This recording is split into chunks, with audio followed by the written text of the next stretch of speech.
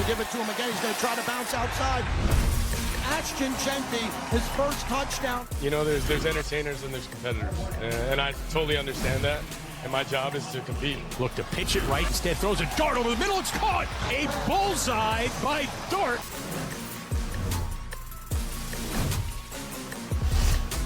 We ready to get the ball rolling, you know. The next play, that's all we can do. If I need to throw the ball better, at the end of the day, it's on both of us. We got to make that play. Hey, welcome to NFL Live, everybody. We're getting you set for the Monday night game between the Bengals and the Commanders. You know it's a big day because look at this group here, right? We're coming this afternoon.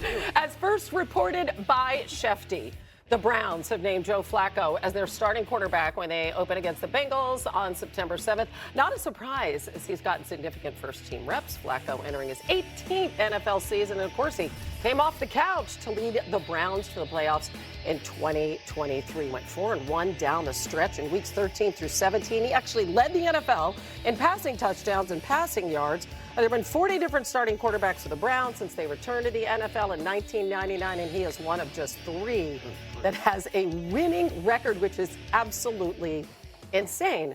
Adam, what more can you tell us? Didn't even play a preseason snap to win the job, has looked good in camp, and everybody thought all along that Joe Flacco was going to be the opening day starter against the Cincinnati Bengals. It's exactly what everybody thought. They weren't going to start Shedeur Sanders or Dylan Gabriel, no matter how strong they looked out of the gate.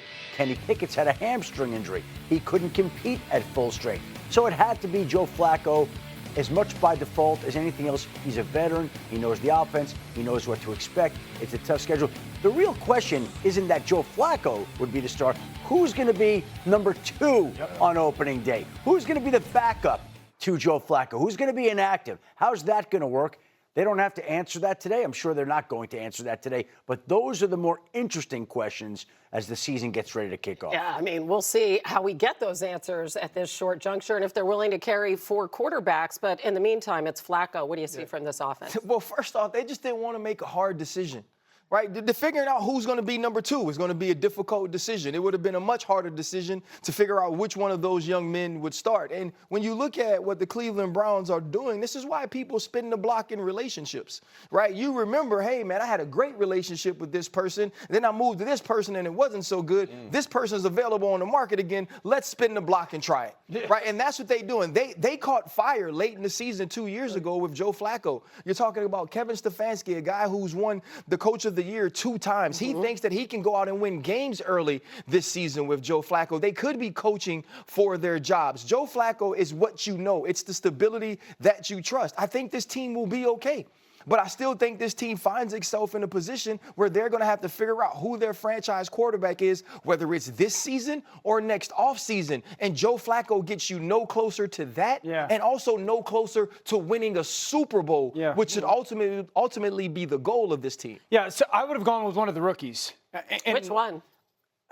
I don't know. Because my answer is, I've seen one body of work with Shedeur that was really good, and I've seen one body of work with Dylan Gabriel that was really good. I don't know what the practices have been like, but I do think if you're the Browns, you should walk away encouraged by both of them. And because, to RC's point, wanting to know a little bit more of the future because of the Travis Hunter trade and the 2 first-round picks, I would have taken the rookie. I think the overall perspective of the football team is Kevin Stefanski, who's the head coach and their play caller, once again, does he get back to his roots? No matter if it's Joe Flacco, Shedeur, Gabriel, Kenny Pickett, this was a team that traditionally, under Kevin Stefanski, has run the football incredibly well, the commitment to it, the yards per carry to it. Now, not only are they going to do that, who's the back? Because lost in all of this, they lost their guy. Like Nick Chubb is gone. And so does that become Quinshon Judkins? Is it Jerome Ford? He still has to figure out some of the stuff off the field. 100%. So part of the Joe Flacco run 2 years ago was they were still running the football really well.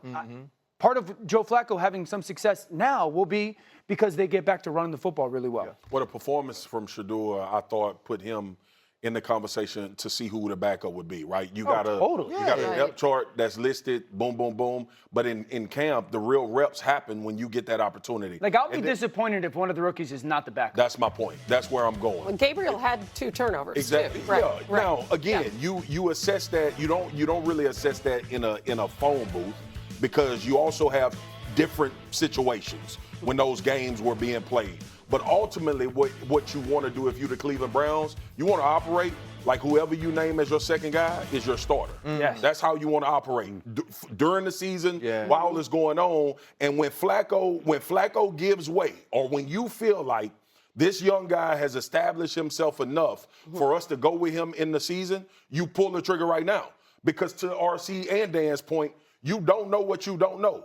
You don't know if your franchise guy is sitting in the locker room until you give him an opportunity to do so. And I think both of those kids did enough. And obviously, Kenny Pickett is still in this conversation as well. Been injured. Depending on how much they give credit to what he's done previous to these two guys playing. But Shedeur and Dylan Gabriel are in great situations as young quarterbacks. They should, if I'm them, I burn the boat. And what I mean by that is, if Joe Flacco's my starter, I don't want another veteran in the room. You want Gabriel? I want Gabriel or Shedeur Sanders to be the next guy, and we win or lose that way. I agree. Adam? A few things to keep in mind. Let's keep in mind that they have double ones in 2026 in a quarterback-rich draft. You brought up Quinshon Judkins, the rookie who will not face legal charges. He still has not signed, and because the NFL is investigating his situation, he may not sign until that investigation is complete. So we don't know if and when they'll have Quinshon Judkins available, and they'll have to rely on the other rookie running back, Dylan Sampson.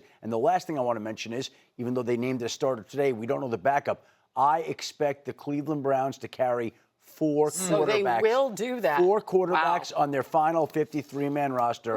I expect they'll have four there. They're going to keep both rookies. They're going to keep Flacco. So we're really talking about Kenny Pickett. What about Pickett? And I expect he makes the roster because quarterbacks are currency. What's the Wendy? When Adam says expect, somebody called him. Or maybe the Cowboys trade for Kenny Pickett. Or maybe somebody calls about one of the rookie quarterbacks. Ooh, okay. Freaking love Adam.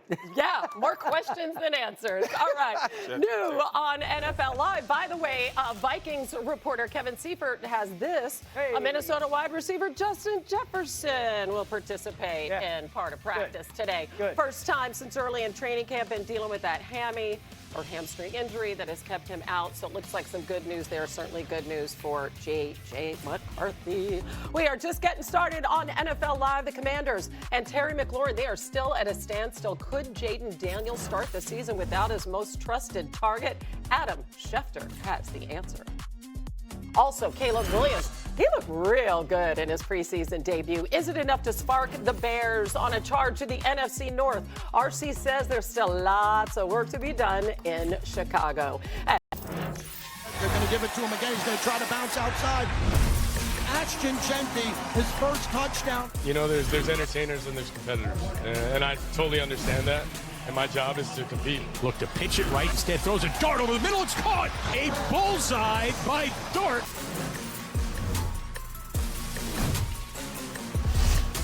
We ready to get the ball rolling, you know. The next play, that's all we can do. If I need to throw the ball better, the end of the day, it's on both of us. We got to make that play.